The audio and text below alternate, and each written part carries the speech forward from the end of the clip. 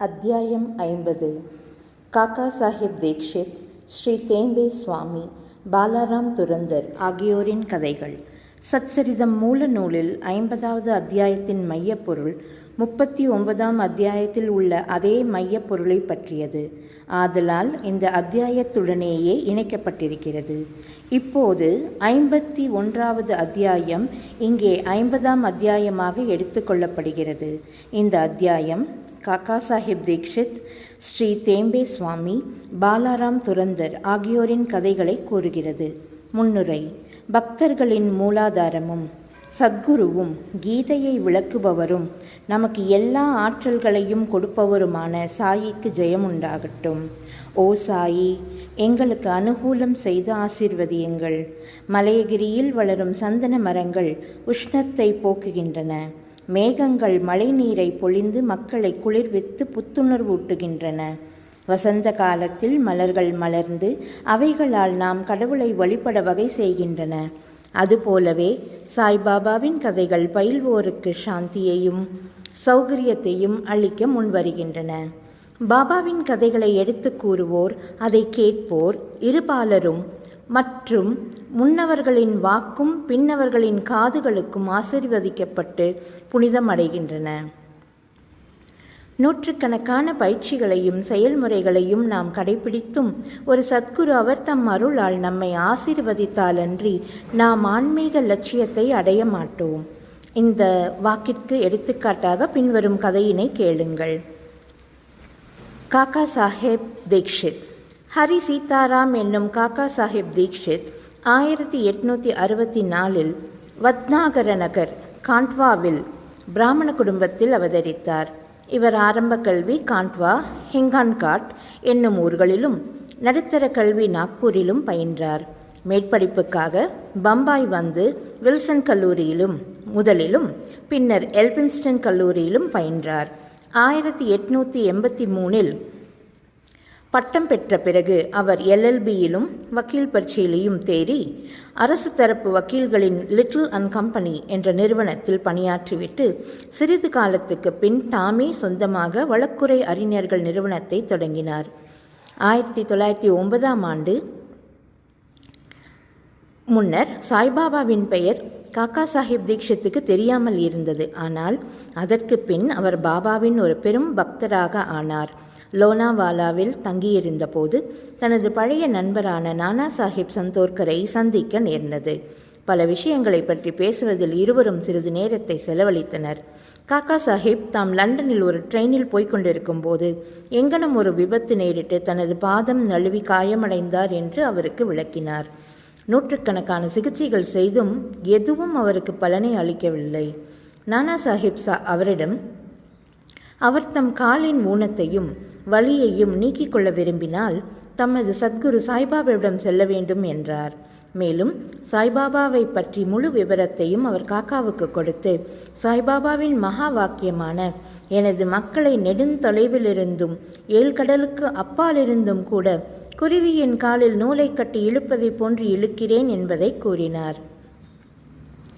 பாபாவின் ஆளில்லாவிடில் அவர் பாபாவினால் கவரப்பட மாட்டார் என்பதையும் தரிசனம் அளிக்கப்பட மாட்டார் என்பதையும் அவர் தெளிவாக்கினார். இவைகளெல்லாம் கேட்க காக்கா சாஹிப்பு மகிழ்வு உண்டாயிற்று.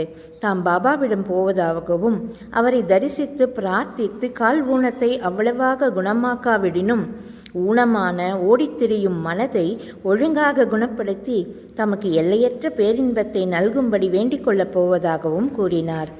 சில நாட்களுக்கு பிறகு பம்பாய் கீழ் சட்டசபையில் தமக்கு ஒரு இடம் கிடைப்பதற்காக ஓட்டுக்கள் பெறும் நோக்குடன் அகமத் நகர் சென்றார். சர்தார் காக்கா சாஹிப் மீரிகருடன் தங்கினார். காக்கா சாஹிப் மீரிகருடைய புதல்வரான பாலா சாஹிப் மீரிகர் என்னும் கோபர்காவனின் மம்லதார் அச்சமயத்தில் அகமத் நகருக்கு அவ்விடத்தில் நடைபெற்ற குதிரை கண்காட்சியை காணும் பொருட்டு வந்தார். தேர்தல் வேலை முடிந்ததும் காக்கா சாஹிப் தீக்ஷித் ஷிரடி செல்ல விரும்பினார். தந்தையும் மகனுமாகிய 2 மீரிகர்களும் அவருடன் அனுப்புவதற்கு ஒரு தகுதியான ஒழுங்கான வழிகாட்டியாக யாரை அனுப்பலாம் என்று தங்கள் இல்லத்தில் யோசித்துக் கொண்டிருந்தனர். ஷிரடியில் சாய்பாபா அவரின் வரவேற்புக்கான ஏற்பாடுகளை செய்து கொண்டிருந்தார். ஷாமாவுக்கு அவரின் மாமனாரிடமிருந்து ஷாமாவின் மாமியார் தீவிரமாக காய்ச்சலாக இருப்பதையும் ஷாமா தனது மனைவியுடன் அவளை காண அகமது நகர் வர வேண்டும் என்றும் ஒரு தந்தி வந்தது. ஷாமா பாபாவின் அனுமதியுடன் அங்கு வந்து தனது மாமியார் முன்னை விட இப்போது நலமாகி வருவதை கண்டார். நானா சாஹிப் பான்சேயும் அப்பா சாஹிப் கத்ரேயும் அவர்கள் குதிரை கண்காட்சிக்கு போகும் வழியில் ஷாமாவை கண்டு அவரை மீரிக்கரின் வீட்டுக்கு சென்று காக்கா சாஹிப் தீக்ஷித்தை பார்த்து ஷிரடிக்கு அவரையும் உடனழைத்து செல்லும்படி கூறினார்கள். காக்கா சாஹிப் தீக்ஷித்துக்கும் மீரிக்கர்களுக்கும் கூட ஷாமாவின் வருகை தெரிவிக்கப்பட்டது. மாலையில் ஷாமா மீரிக்கர்களிடமிருந்து வந்தார். அவர்கள் காக்கா சாஹிப் தீக்ஷித்துக்கு அறிமுகப்படுத்தினர். ஷாமா காக்கா சாஹிப் தீக்ஷித்துடன் இரவு 10 மணி வரை ரயில் வண்டியில் கோபர்காவனுக்கு செல்வதென ஏற்பாடு செய்யப்பட்டது. இது முடிவானதும் ஒரு விசித்திர நிகழ்ச்சி நடைபெற்றது. பாலாசாஹிப் மீரிக்கர் பாபாவின் படத்தின் மீது இருந்த திரையை அகற்றிவிட்டு அதை காக்கா சாஹிப் தீக்ஷித்துக்கு காண்பித்தார். யாரை பார்க்க ஷிரடிக்கு போகப் போகிறாரோ அவர் அவ்விடத்திலேயே தமது சித்திர ரூபத்தில் வரவேற்க இருந்ததை கண்டு அவர் ஆச்சரியப்பட்டார். அவர் மிகவும் மனமுருகி படத்தின் முன் வீழ்ந்து பணிந்தார். அப்படம் மேகாவுடையது. அதன் மேல் உள்ள கண்ணாடி உடைந்து விட்டதால் பழுது பார்க்க அது மீரிக்கர்களிடம் அனுப்பப்பட்டிருந்தது. தேவையானபடி பழுது பார்க்கப்பட்டு விட்டபடியால் படத்தை இப்போது ஷாமாவிடமும் காக்கா சாஹேபிடமும் அனுப்புவது என்று தீர்மானிக்கப்பட்டது. 10 மணிக்கு முன்னரே அவர்கள் ரயில் நிலையத்துக்கு சென்று நுழைவுச் சீட்டு வாங்கி கொண்டனர். ஆனால் வண்டி வந்ததும் 2ஆம் வகுப்பு மிகவும் கூட்டமாக இருப்பதையும் அவர்களுக்கு இடம் இல்லாதிருப்பதையும் அறிந்தனர். அதிர்ஷ்டவசமாக இந்த வண்டியின் கார்ட் காக்கா சாஹேபின் நண்பராக இருந்தார். அவர்களை முதல் வகுப்பில் அமர்த்தினார். இவ்வாறாக அவர்கள் சௌக்கியமாக பிரயாணம் செய்து கோபர்காவினில் இறங்கினார்கள். ஷிரடிக்கு செல்ல நானா சாஹிப் சந்தோர்கரும் அங்கு வந்திருப்பதை அவர்கள் கண்டபோது அவர்கள் மகிழ்ச்சிக்கு எல்லையே இல்லை. காக்கா சாஹேபும் நானா சாஹேபும் ஒருவரை ஒருவர் கட்டித் தழுவிக் கொண்டனர்.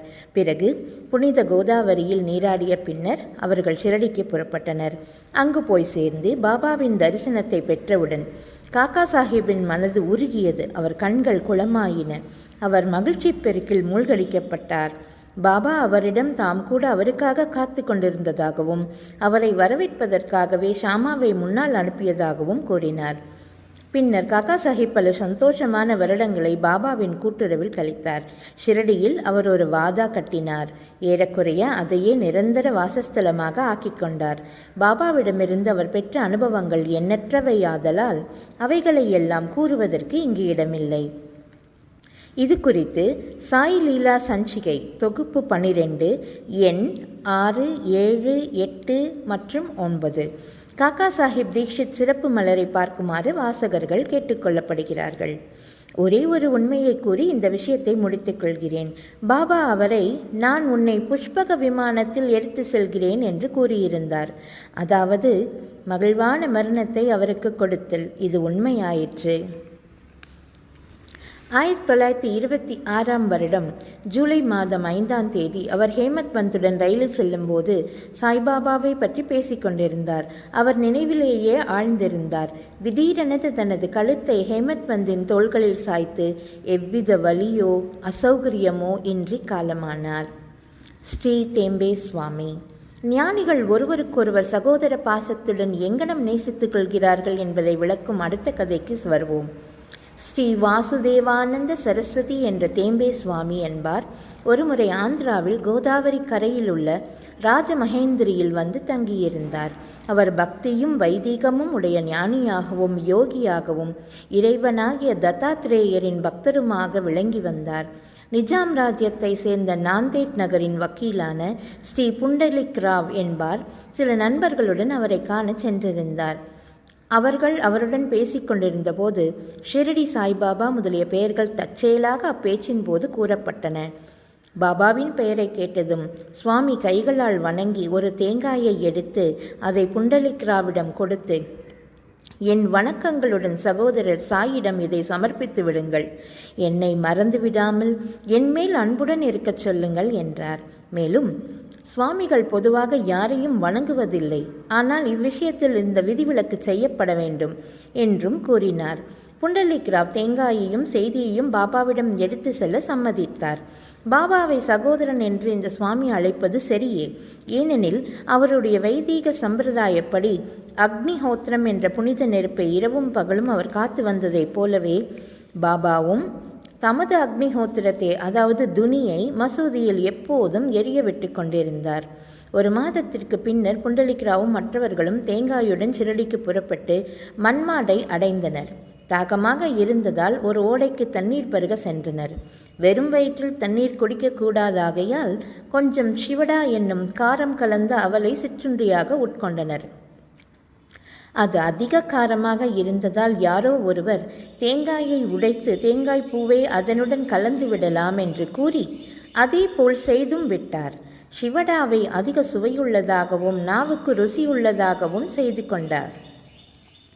துரதிருஷ்டவசமாக அந்த தேங்காய் புண்டலீக்ராவிடம் ஒப்படைக்கப்பட்ட தேங்காயாக இருந்தது.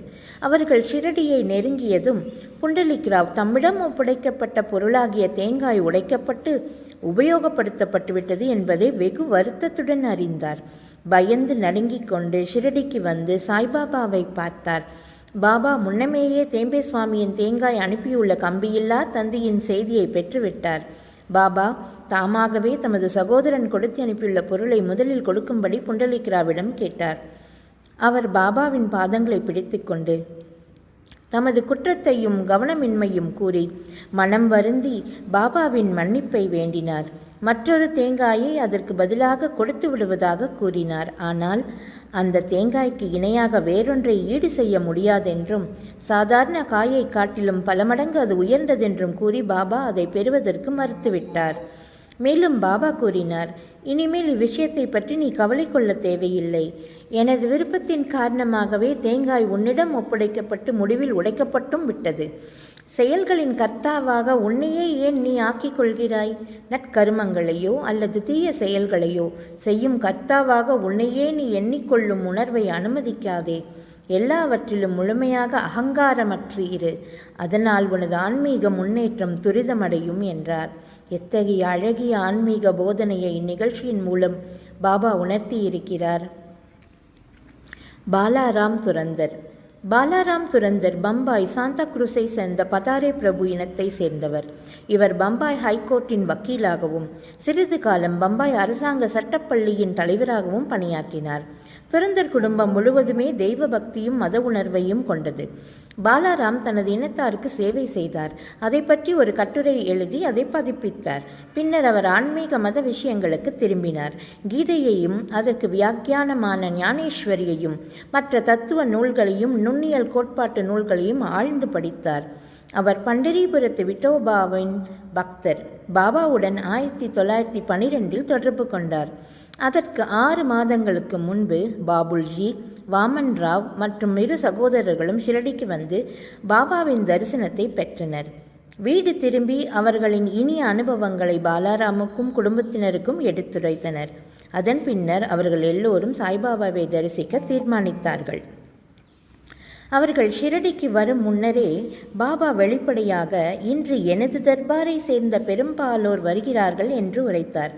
துரந்தர் சகோதரர்கள் முன்கூட்டியே செய்தி ஏதும் அனுப்பவில்லையாதலால் மற்றவர்களிடமிருந்து பாபா கூறிய குறிப்பை கேட்டு ஆச்சரியமடைந்தனர். மற்றவர்கள் எல்லோரும் பாபாவின் முன் வீழ்ந்து வணங்கி அவருடன் உரையாடி கொண்டிருந்தனர். பாபா அவர்களிடம், நான் முன்னரே குறிப்பிட்ட எனது தர்பார் மக்கள் இவர்களே என கூறி துரந்தர் சகோதரர்களிடம், கடந்த 60 தலைமுறைகளாக நாம் ஒருவரோடு ஒருவர் உறவு பூண்டிருக்கிறோம் என்றார்.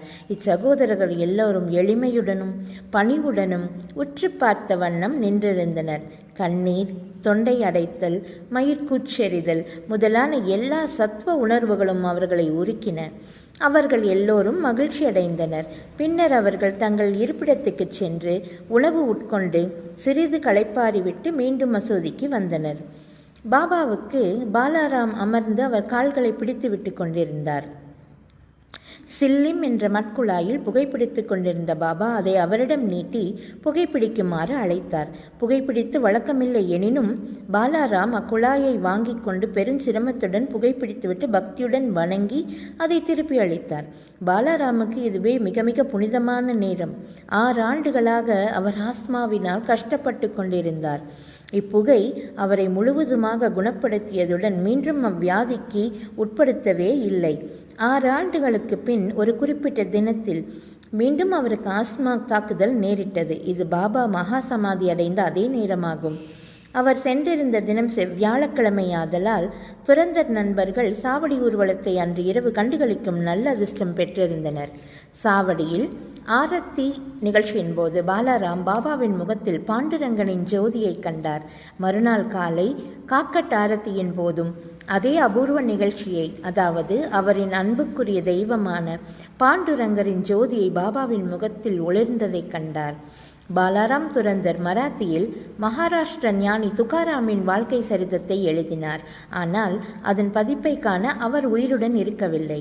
பின்னர் 1928இல் அவரது சகோதரர்களால் பிரசுரிக்கப்பட்டது.